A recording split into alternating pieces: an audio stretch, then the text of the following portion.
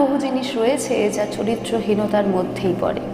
মানুষ হিসেবে যে সমস্ত চারিত্রিক গুণ থাকা প্রয়োজন, সেই গুণগুলির পরিবর্তে যদি কিছু মারাত্মক রকম ত্রুটি থাকে, তাহলে কি তাকে চরিত্রহীনতার মধ্যে ফেলা যায় না?